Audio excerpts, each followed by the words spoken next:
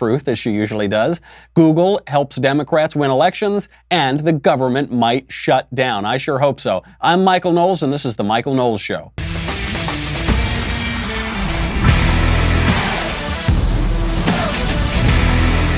We've also got to get to the new politically correct version of Baby It's Cold Outside. We'll get to that at the end. It is my favorite thing going around the internet.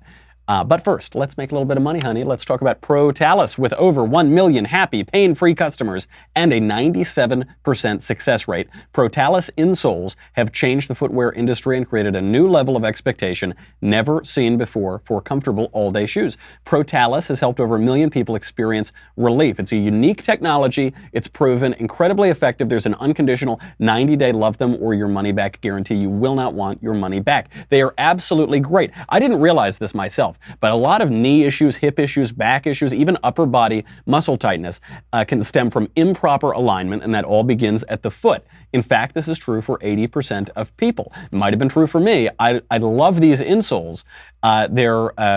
Most footwear, even very expensive quality shoes, offer at most minimal support where the foot needs it most.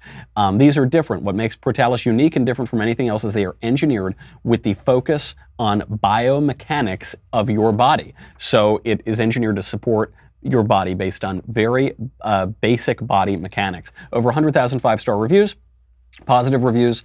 This holiday season only, my listeners can save $20 per pair on any Protalus insole at Protalus.com when you enter podcast20 at checkout. That's one of the lowest prices of the year, exclusively for our loyal listeners. Shipping is free. If you buy 2 or more pairs, they will upgrade you to free expedited shipping. 90-day money-back guarantee, but you won't want it. Nothing to lose except for pain. Protalus.com, promo code podcast20 to save $20 per pair on any Protalus insole. Where I want to begin today, I don't want to begin with Michael Cohen going to the clink for 3 years. I don't want to begin with Coulter being right even. I don't even want to begin with the new politically correct version of Baby It's Cold Outside. I want to begin with a ridiculous canard that we keep hearing in the mainstream media, which is that Donald Trump is the reason why our political discourse is rude. Donald Trump is destroying our discourse. He's destroying the norms of our discourse. Other politicians would never speak the way Trump does. Other politicians would never pick the fights that Trump does. Other media figures would never BS. This started way before Donald Trump, and even the fights that we're seeing now are being picked by the left, and Trump is responding, and then when Trump responds, he gets yelled at, and the country's angry with him for starting the fight. He didn't start it, he's just responding. Case in point is Nancy Pelosi. You saw that wonderful Oval Office meeting yesterday where it was Chuck and Nancy and then President Trump and Mike Pence just shaking his head in pure misery thinking, how did I get here? What did I do wrong in my life that I'm sitting in this office right now? And so they had their little fight. So Nancy Pelosi comes out of that meeting, and this is what CNN reports she said. According to an aide in the room, Pelosi told colleagues behind closed doors that, quote, it's like a manhood thing for him, as if manhood could ever be associated with him. This wall thing. Discourse in this country is at such a wonderful level, isn't it? I share her sorrow that discourse has fallen to that level, but it's Nancy Pelosi who did it. It's Nancy Pelosi who's saying that Donald Trump only wants to build the wall because he's insecure about his manhood. Not because there are 3,000 illegal aliens pouring over our border every day. Not because we have record high levels of illegal immigration into this country. Not because illegal aliens access our welfare system at a much higher rate than native-born Americans, and we have a massive welfare system right now, and we have over $20 trillion in debt. We have a high debt-to-GDP ratio. Not because in certain areas illegal aliens commit a disproportionate share of violent crime. Not any of that. It's because of his manhood. Because Trump isn't a man, you see? Ha ha ha. And it's not just her.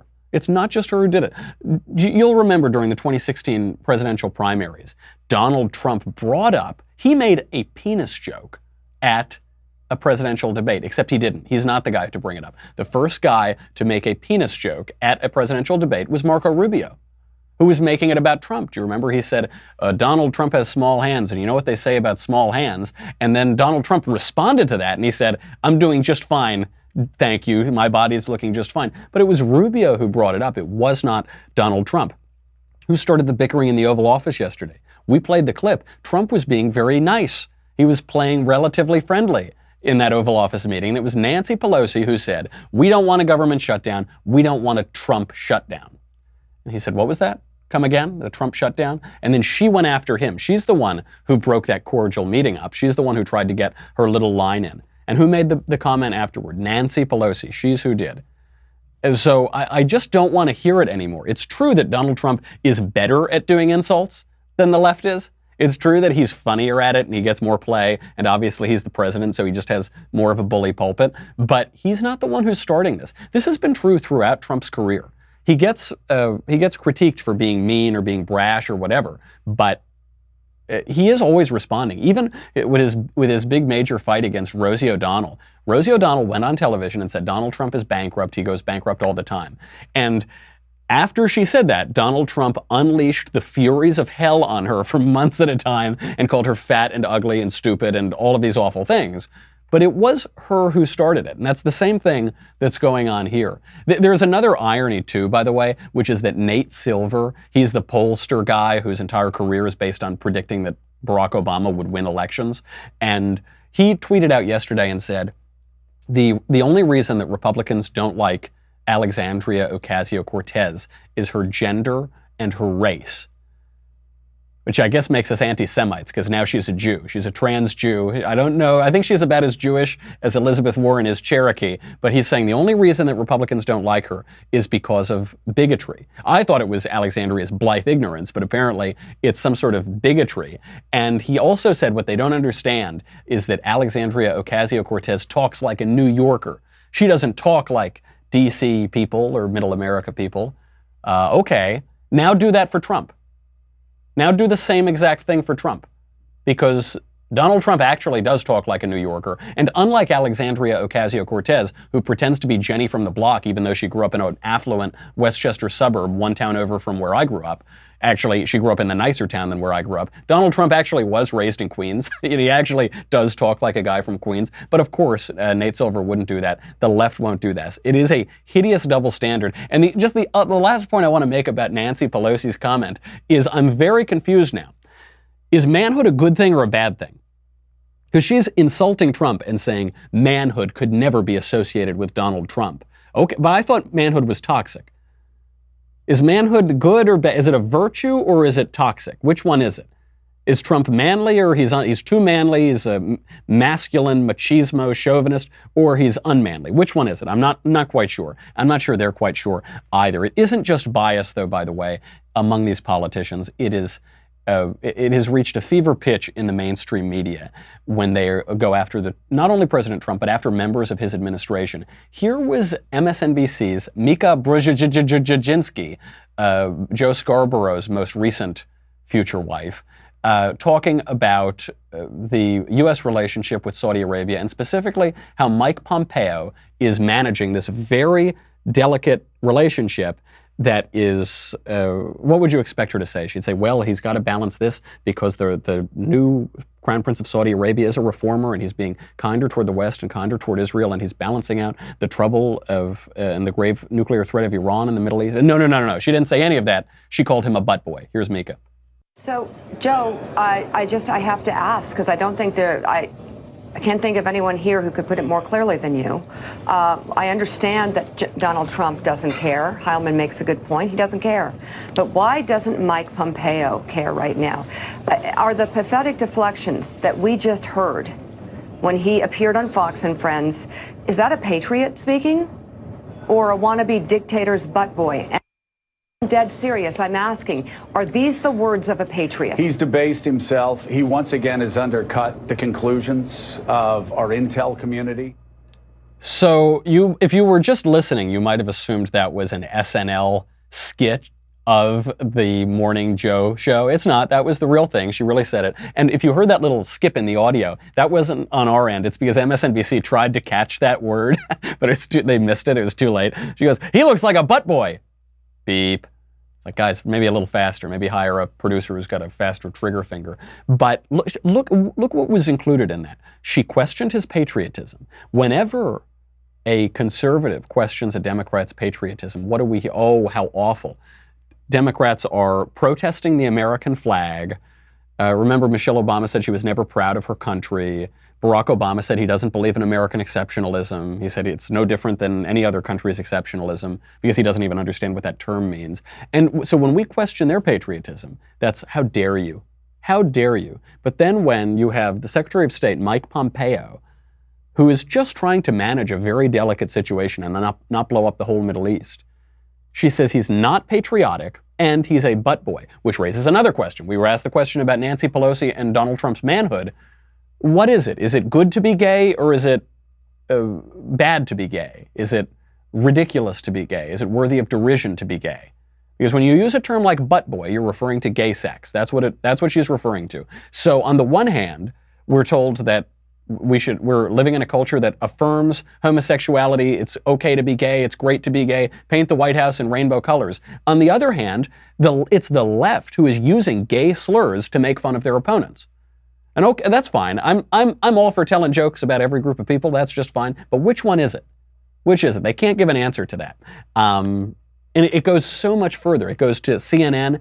It goes to the heights of left-wing commentary and left-wing news. But first, before we can get to Don Lemon and Anderson Cooper, we have to make a little money and thank our advertiser at Brownells. Brownells is a big proponent and supporter of the Second Amendment. They have been for 80 years. What you should know about Brownells is they're online, and buying guns, ammo, accessories online is convenient. It's totally legal. A lot of new people are coming into the fold of firearm ownership. Young people, women, urbanites, they're taking an interest in firearms and self-protection. And I'll tell you, one thing I noticed in California, whenever I have an impulse to get a new gun or to get some new accessory, it's whenever they make it illegal. Whenever they say in 2 months it's going to be illegal, then all of us firearm enthusiasts rush out and we go buy it because you want to get grandfathered in. And a great way to do this is Brownells. It's the world's leading supplier of firearms, ammunition, firearm accessories, reloading components, and more. They offer an industry-exclusive, guaranteed forever warranty on all parts and accessories. They offer nearly 120,000 items, from new guns and ammo to nearly any gun part manageable. They have more than 5,500 partner FFL around the country to make your online gun purchase go smoothly. It's family-owned, veteran-owned, has been doing business in the country's heartland for 80 years. Don't forget about the gun guy or gal on your Christmas list, namely me. Send me great Brownells gift cards for Christmas. They make great stocking stuffers. Go to brownells.com. Put some freedom in your loved one's Christmas. Give the gift of freedom. It is, I can't wait. When I wake up on Christmas, I go to my stocking and I see a Brownells gift card. Have I made this clear that I want you to send me Brownells gift cards? All right, I think I've driven the point home. It's not just Mika Brzezinski. This goes all the way to CNN. The bias, some people lament the exposure of media bias. They say, I wish we had this objective media like they imagine that we used to have. We never had it. They just hid it before. Now they're not hiding it. And here is Don Lemon on CNN thanking God for Nancy Pelosi. I say that today because as I was laying, taking the Theraflu nighttime this morning, as I was laying in bed this afternoon, and I saw this on television, and just objectively speaking, I was like, oh my gosh, Nancy Pelosi is a boss. I mean, she handled herself amazingly. A lot of people don't like Nancy Pelosi. I'm sure Democrats are going all across the country tonight. Thank God for Nancy Pelosi. He's sure, because he's a Democrat who said that last night, because she's amazing and she's a boss, just objectively speaking.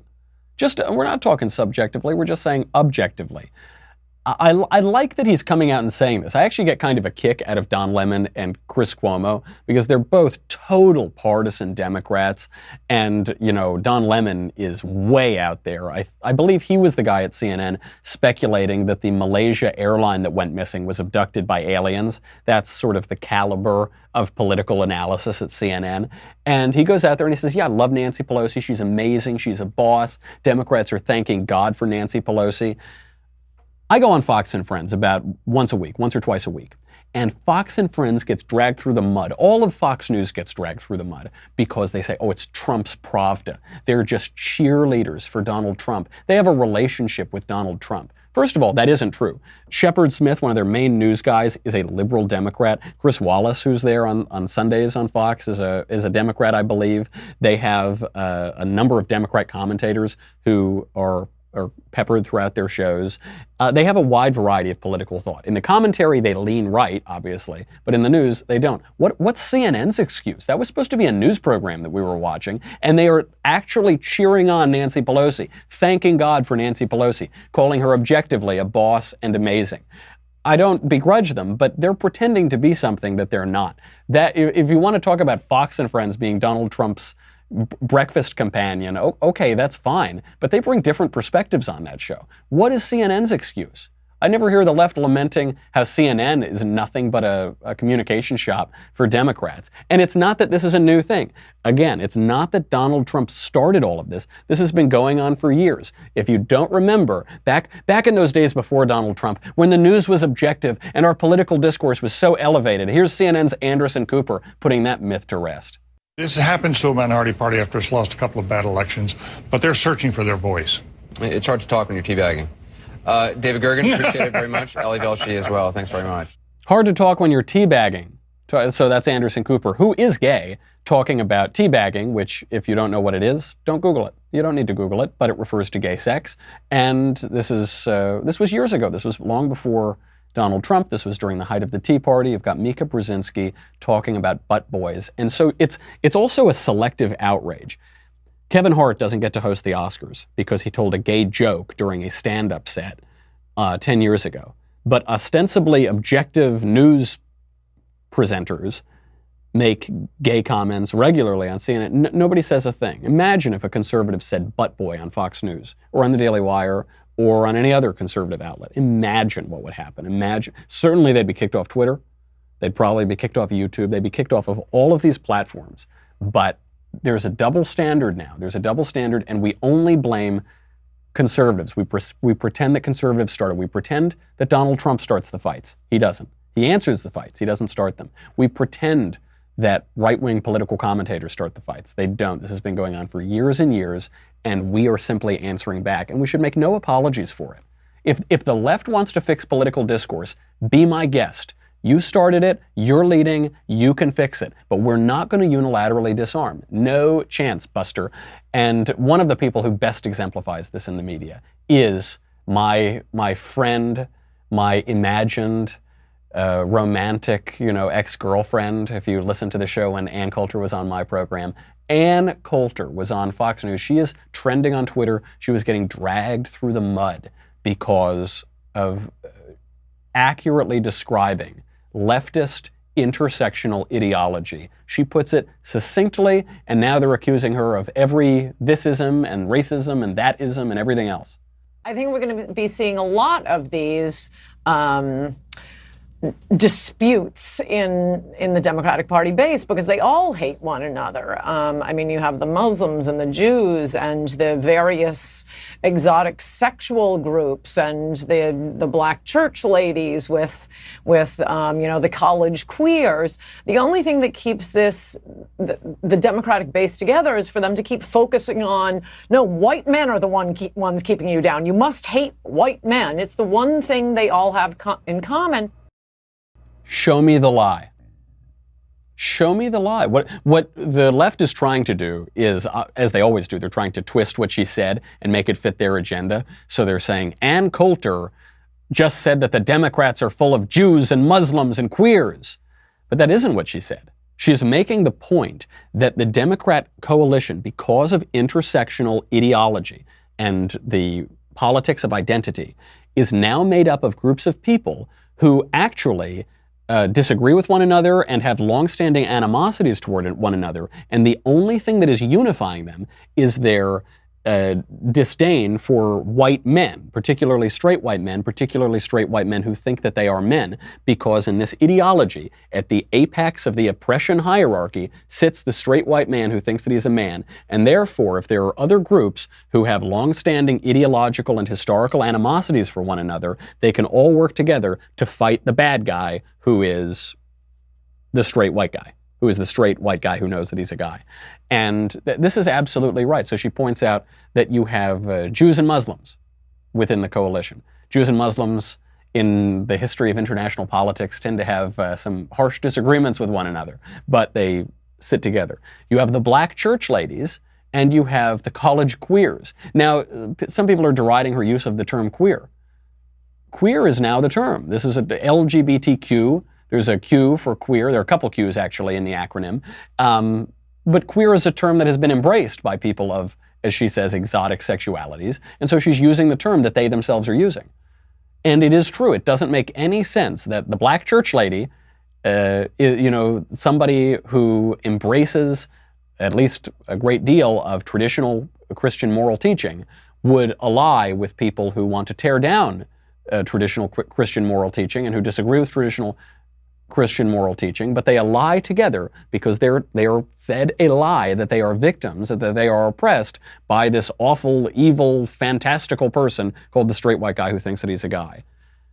This is true across the board, and it's why intersectional politics, identity politics, has been so successful. The left has always done this to some degree. They create class conflict or racial conflict, or they try to create gender conflict. They try to start a gender war, but that never works. There will never be a gender war because in the gender war, everybody is sleeping with the enemy, or almost everybody is sleeping with the enemy, so that's not going to last. But everyone else, they sow this division, and the best way that they can do it is to isolate a very specific person, the straight white guy who thinks he's a guy, and say that he's harming everybody, no evidence of that, of course, and everyone has to band up against him. This is why during Occupy Wall Street, they had their language of the 99% versus the 1%. It's very politically useful to get an entire lynch mob to mob up on a very small minority. I'm sure if they had thought of it, they would have made it the 99.9% against the 0.1%. That 0.1% doesn't stand a chance when you just look at the plain numbers. And so this is the point that Ann Coulter is making. She's observing it. And I hope that certain left-wing Democrats or people who have been taken in by intersectionality might listen to what she's saying, because what she's pointing out is they're being tricked, they're being used, they're having their rage ginned up by people who don't want to address the actual issues that these groups care about. What they want to do is rile them up so much that they stop thinking and they blindly follow the left wing and the Democratic Party because they are being fed a lie that they have an enemy in the oppressor and the patriarchy and the straight white guy who thinks that he's a guy. Nobody's problems comes from the straight white guy who thinks that he's a guy. Might come from an individual straight white guy who thinks he's a guy, but nobody's problems comes from that class of people. It just does not happen. They're fed that lie. They're brought along blindly. I hope that Ann Coulter clip goes viral because maybe for at least some group of people, they'll be able to listen to what that really means and reconsider and say, maybe if my main concern is advocating a traditional Christian morality, maybe I won't ally with people who want to redefine the definition of marriage. If my main concern is the state of Israel, maybe I want to ally with people who want to wipe Israel off the face of the map, who want to boycott, divest, and sanction Israel. Maybe that doesn't make a whole lot of sense. And speaking of our interests, Google today, the CEO of Google, Sundar Pichai, testified before the House Judiciary Committee, and this is being totally misunderstood. Ostensibly, the reason why Pichai is testifying is because there has been a major data breach at Google. Google is shutting down its social media platform, Google+. I know, however will we be able to communicate without Google+? Add me to your circles, please. This is a useless social media platform that nobody uses, but there was a data breach, and so ostensibly this hearing was about the data collection on the part of Google, what data they have, what data, where it's going, who can see it, who can access it. That isn't the point. People don't care about that at all. What people care about is censorship and Google using its vast resources to tip elections in favor of the Democratic Party against the Republican Party. That's what they care about. They care about political bias and censorship. They don't care about data. We all assume, if you live in the modern world, you assume that you have no privacy. I've got the Alexa in my home. I've got my iPhone. My refrigerator is listening to me. I think we probably bugged the leftist here's Tumblr. At this point, I don't know. It's so cheap at least China's bugging the thing. They're putting little spyware in all of our other hardware in the United States. They've probably put it into this desk, into these note cards.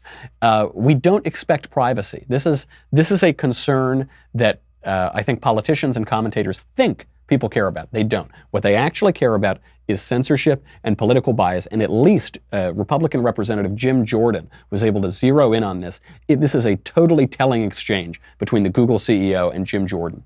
She said she paid for rides to the polls, and they configured their features in such a way as to get out the Latino vote. And look, I actually think that's all okay. But then there's 3 words at the end of each sentence that do cause me real concern. And those 3 words are, we push to get out the Latino vote with our features in key states. Now suddenly it gets political. We supported partners like Voto Latino to pay for rides to the polls in key states. Now that makes everything different. So I got really just one question for you. Why? Why did Google configure its features and pay for rides to the polls to get out the Latino vote only in key states? Congressman, as I said earlier, we found no evidence to substantiate those claims. Listen, what a remarkable answer. So, as Jim Jordan lays out, we have the woman who's the head of multicultural marketing admit that she did this, admit that she used Google's vast resources, some of the most plentiful resources in the entire history of the world, to get out the vote of a demographic that votes overwhelmingly for Democrats in key states. What makes them key states? Democrats have to win them. They could be swing states. They're trying to push it for Democrats. You've got the head of multicultural marketing, whatever that is, admitting this. You then have her referring to Sundar Pichai, the CEO, right there, praising her efforts. And he's asked about this, and he can't quite deny it. He doesn't want to lie before the entire country and before the House Judiciary Committee. So what he says is, well, we found no evidence. We found no evidence. Okay, how hard did you look? Because I found evidence just in what Jim Jordan read. There's the evidence. The head of multicultural marketing admits it, and you bragged about it. That's the evidence. We found no evidence. Okay. I found no evidence that President JFK was assassinated. I have no evidence of that. Obviously, I've seen Ted Cruz's father, so I suppose there's a little evidence there. But I have no evidence that happened. Now, I haven't looked into it. I don't know. I haven't seen John Kennedy in a long time, but I've got no evidence of it. That it's totally obtuse. He's trying to hide what he's really behind. But it goes further than that. Jim Jordan, to his great credit, presses on, and Pichai doesn't get any better. He's just as opaque and untransparent as his company is toward its political practices. Your head of multicultural marketing, who you praised her work in this email, gave her a shout out, was lying when she said you were trying to get out the Latino vote in key states?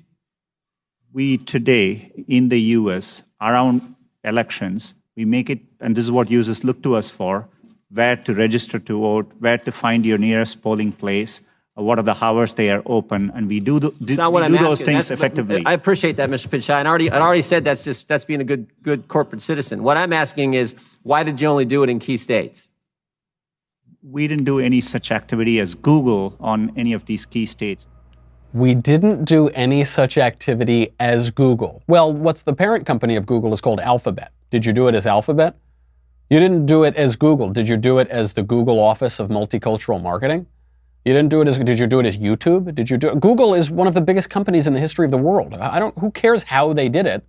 You've got the head of this major department and the CEO of the freaking company saying that it happened. And now you are looking me in the eye and telling me that it didn't happen, that there's no evidence of it, that you're not sure.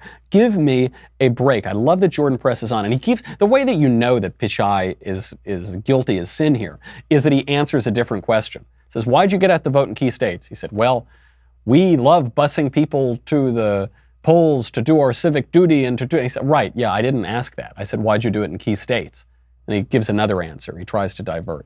This is what people care about. This is what people care about. They care about the political bias because if Google is getting out the vote in key states, fill in the blank, key states for Democrats, then Google is making an in-kind contribution to Democrats, a massive in-kind contribution to Democrats. This certainly would be in violation of election laws. And we just saw the president's longtime personal lawyer sent to the clink for 3 years. They're going to try to use this to impeach Donald Trump on the basis of a very minor campaign contribution, $130,000. Very minor compared to what kind of money Google is laying out, very minor compared to the money that Barack Obama was caught illegally contributing to his campaign. $2 million in that case, $1.8 million. But they're throwing Trump's lawyer to the clink. This is a very important point. This is what people care about. And they care about the bias when it relates to them personally. Am I going to be kicked off YouTube like Gavin McInnes was? Why was Gavin McInnes kicked off YouTube? He's a funny conservative comedian. Did he tell a joke? Oh, heaven forfend. They kick him off. That's what we care about. Because if Google comes out and says, we're going to kick all conservatives off our platform, okay, I guess, at least you're being transparent. At least we can all see you for what you are, which is partisan hacks.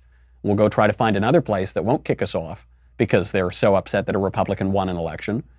But they won't do that. So we've got to just keep pressing hard on this. We've got to keep focusing and not lose sight of and get mixed into Google's civic responsibility, into Google's data collection, into data. That's not what we're concerned about. We're concerned about what it means for politics. And we will get into Michael Cohen's sentencing because it does say a lot about where this special counsel investigation is going to be going, especially once Democrats take the House with regard to Donald Trump. Will Trump be impeached? Will we have a government shutdown before Nancy Pelosi takes over? And why are millennial men so embarrassing? We will examine the new Baby It's Cold Outside. But first, if you are on dailywire.com, thank you very much. You keep the lights on. You keep Covfefe in my cup. If you are not, go over there. It's nothing. Come on, the Trump economy has been great. You're saving a lot of money on your taxes. $10 a month, $100 for an annual membership. You get me. You get the Andrew Klavan Show. You get the Ben Shapiro Show. You get to ask questions in the mailbag. That's coming up on Thursday, so get your questions in. You get to ask questions in the conversation. You get to ask questions in backstage. You get Another Kingdom. You get everything. I can't believe we do all of this. We're the hardest working people in show business. Go to dailywire.com because none of that matters. What really matters is the Leftist Tears Tumblr, and you're going to need it this holiday season because snow is thicker than just rainwater. So when the weather gets cold outside, those leftist tears are going to poof up, and you could drown in an avalanche of them. Don't be caught. Use the only FDA-approved vessel to carry them. The Leftist Tears Tumbler. We'll be right back.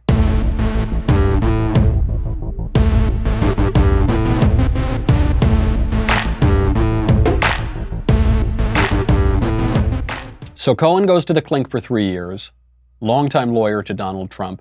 Nancy Pelosi is threatening all of these investigations once she takes over control of the House of Representatives, which is going to be happening in just a month. It's really close. It's right around the corner. The question is, when are we going to get the wall?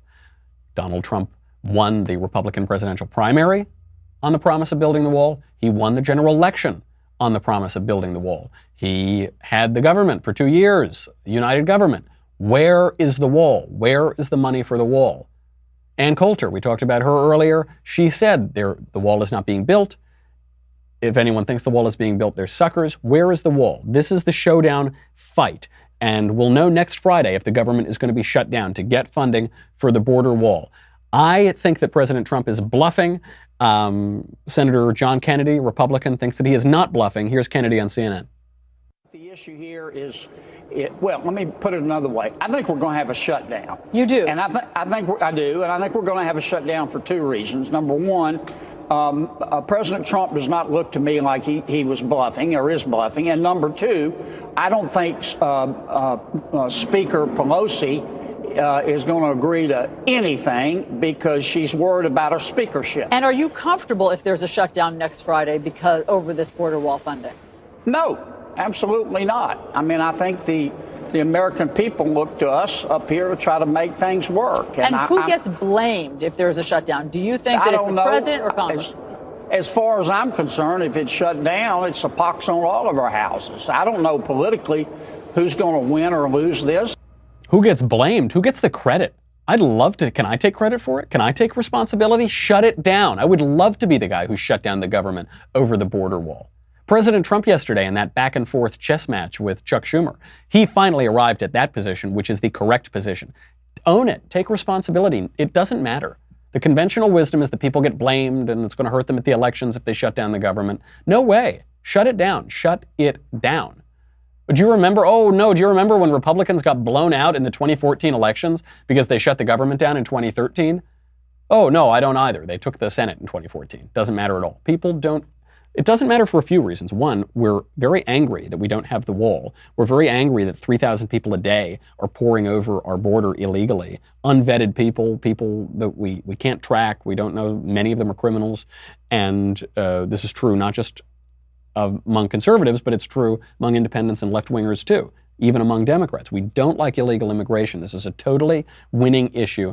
And John Kennedy says that he's not bluffing and that we're going to shut the government down. I think he's bluffing. I think President Trump is bluffing, I'm sorry to say. He threatened to shut the government down over this exact issue in February. What happened? Didn't happen. He threatened to shut down the government over this exact issue in July. What happened? Didn't happen. I think he's bluffing. And I think he sent John Kennedy on TV to say he's super serious this time about shutting it down. And I think he's not going to shut it down. I hope he does shut it down. I hope someone in the White House is watching this show. This is the last chance. And voters, look, voters have short memories. They give you a lot of leeway. This administration has been terrific on so many issues. But now, when it matters most, you're looking at a House of Representatives controlled by Democrats in just 1 month, and we're probably not going to get that House back, and we're not going to be able to push through legislation. And what is President Trump focusing on now? Criminal justice reform? He's focusing on the First Step Act? He's focusing on letting prisoners out of prison? Instead of building the wall? Does anybody think Donald Trump won the election in 2016 because he said, I'm going to let prisoners out of prison early? Does he think that Republicans want criminal justice reform, which is to be read as letting people out of the clink? No, of course not. We don't want that. Why on earth? The gamble that the White House is making on criminal justice reform, quote unquote, is that it's easy to get through because Democrats want it. People don't realize that the criminal justice system exists to punish criminals for crime. It is punitive. It is retributive. It is not primarily therapeutic. It's not primarily about rehabilitating people and making people hug each other and having a nice time. It is primarily about punishing people for crime. And they're also betting that people are going to think that we've got zillions of people in America in jail for nonviolent minor drug offenses, when in reality, the people, even who are listed for that, very often have just pled it down from selling drugs, from dealing drugs, from getting people hooked on poison, and from carrying guns, from violent crimes, from bad associations. They're focusing on that. The White House wants to pass the First Step Act, criminal justice reform, and they're going to let this wall issue just go away. And it is a huge, huge mistake. They will get no credit for it in the elections, and it's just bad for the country. You have the record high illegal immigration pouring over the border. Build the wall, shut it down. You won't get blamed politically if you shut it down, and you'll get a huge reward. Either if you do get the funding and you're able to build it, or you call attention to this issue, and Democrats get dinged for it because they want open borders and they want to abolish law enforcement. Shut it down. If that means tabling criminal justice reform, all the better. Good. I hope they do that. But this is the last chance. This is do or die. I hope John Kennedy is right. I hope President Trump isn't bluffing. If you think that you are bluffing, don't bluff. Do it.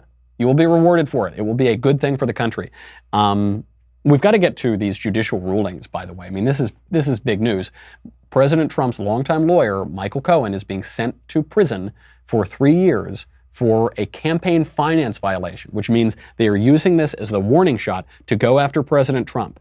All the more reason to shut down the government and build the wall. The walls, the proverbial walls, are closing in around the president right now. All of the forces who were very upset about the 2016 election and want to undo it by anti-constitutional, anti-democratic means of endless investigations and trying to get him on trumped-up charges, pun very much intended. They are closing in on him. So what's the ruling? We know that Michael Cohen is getting 3 years. He's the first member of the Trump inner circle to be sentenced and jailed over a special counsel office inquiry. He was behaving like a woman. I mean, I don't mean woman like womanly, like when women behave as women. I mean when men behave as women, womanish, sort of inappropriate to his position, inappropriate to how he should be behaving. He was crying apparently in court. He said that his weakness was his loyalty to Donald Trump. He felt his duty to cover up Donald Trump's dirty deeds. He's giving the office of the special counsel whatever they want. He's singing their tunes now, and He now knows he has no chance of getting a presidential pardon, so he's weeping in court. Oh gosh, why did I ever do it? This is the man who, on the other side, to use another gendered term on this, he had this ridiculous machismo, this fake manliness 2 years ago when he said, I would take a bullet for Trump. I'm not a rat. I would never sing on Trump. And then what does he do? He cries in court as he gives away everything and blames Trump for all of his own problems. So he's going to jail for 3 years. He'll probably get out early, though. He's going to jail over a $130,000 campaign contribution. Maybe campaign contribution. Might have not even been an in-kind campaign contribution because President Trump regularly paid off women. Barack Obama's campaign in 2008 had $1.8 million in illegal donations. Opaque, untransparent, fake signatures, fake donors. Who went to jail for that? Who went to jail for 3 years for that? Nobody. Nobody did. $300,000 fine was put on them for $2 million in illegal contributions. How about when Dinesh D'Souza donated 30 grand to his friend Wendy Long? He donated a little bit too much money to his friend Wendy Long. Went to a halfway house, threw him in the clink. This is what this ruling means. They're going to try to go after Trump. But ironically, they probably can't really get him on this. One, it's going to be really, really hard to say that he made an illegal campaign contribution. He's the candidate. He can donate what he wants to. If he didn't disclose it, it's going to be really hard to get him. Even ex-Senator John Edwards got off on this in 2012. It's going to be really hard to get the sitting president. Also, they can't get him on this until he's out of office. And if he wins re-election, it actually is past the time of the statute of limitations for this. So it's going to be a very interesting legal question to see what happens to him if he wins re-election, how they can go after him. It's just a way to scare Trump. It's just a way to politically damage him. I don't think that any of these sentences mean that they're going to legally damage him. I think they're going to politically damage him, try to ruin his chances at re-election, which is what this whole Russia investigation was really about.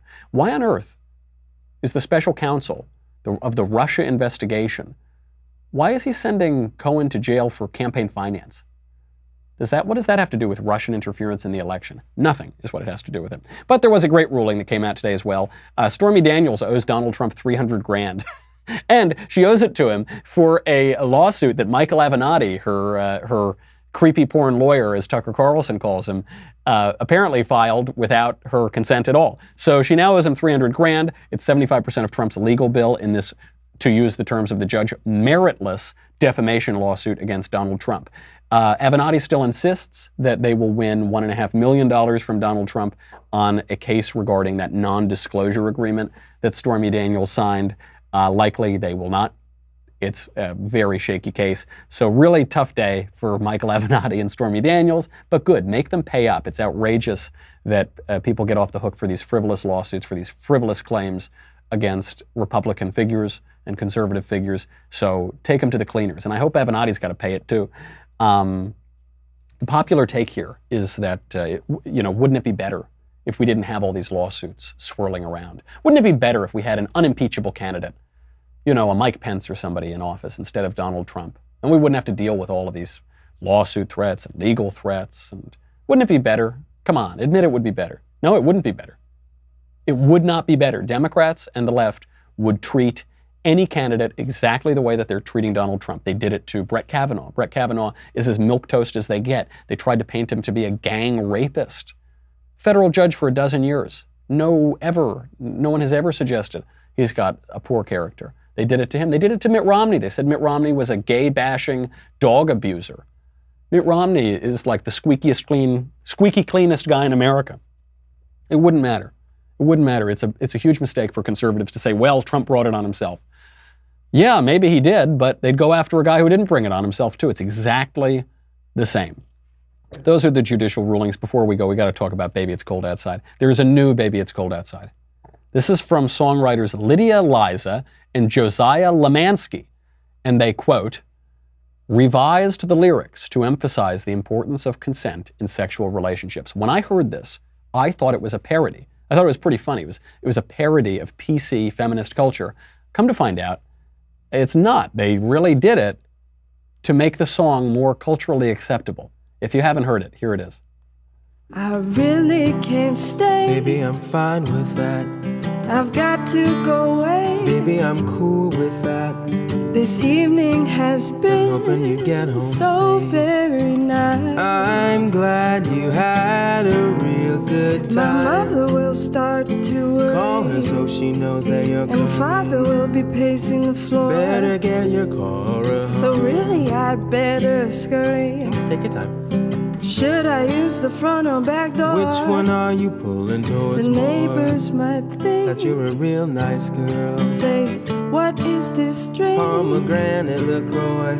I wish I knew how. Maybe I'll help you to out. break this spell. I don't know what you're talking about. I have to say no, no, no, you sir. reserve the right to say no. At least I'm gonna say that I tried. You reserve the right to say no. I really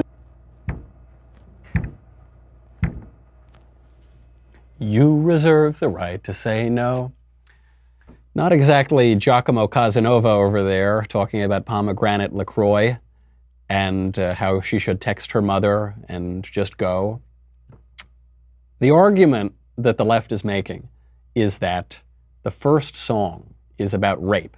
But it's obviously not about rape. The woman wants to stay just as much as the man. She says many times that she can have another half a drink, or she can have another cigarette more. She is looking for excuses to get around the social mores that say that she should have modesty and virtue and not stick around with the guy and canoodle on the first date, but they both want to canoodle just as much. This has been twisted by the left, and so the answer right now is this awful clinical song. It's this awful clinical relationship between men and women where the man doesn't pursue the woman. It is now considered rape culture for a man to pursue a woman.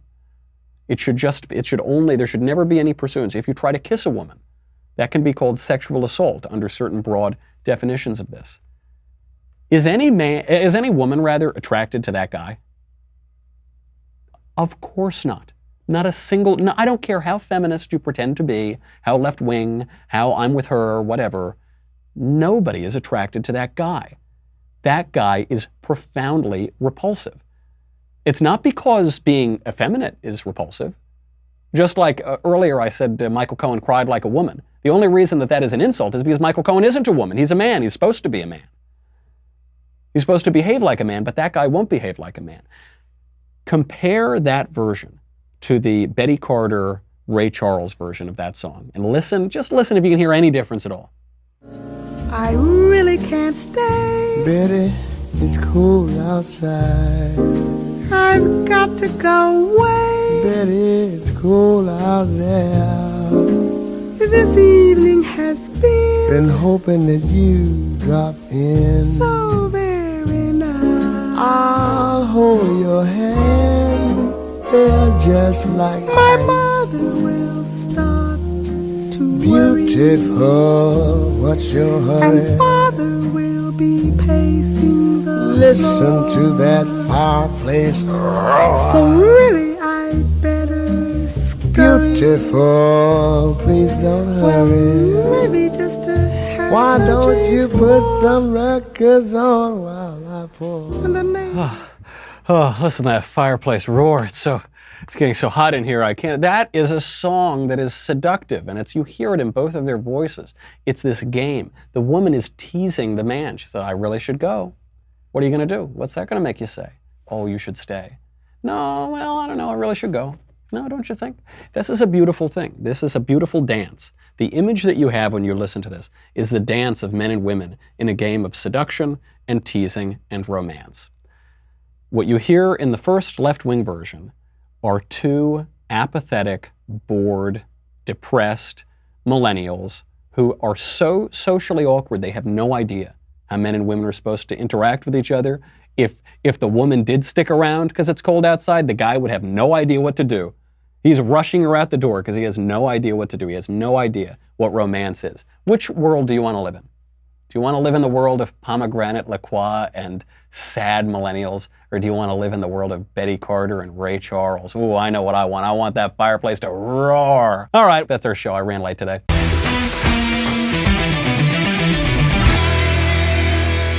The Michael Knowles Show is produced by Senia Villarreal, executive producer Jeremy Boring, senior producer Jonathan Hay, our supervising producer Mathis Glover, and our technical producer is Austin Stevens. Edited by Jim Nickel. Audio is mixed by Mike Coromina. Hair and makeup is by Jesua Olvera.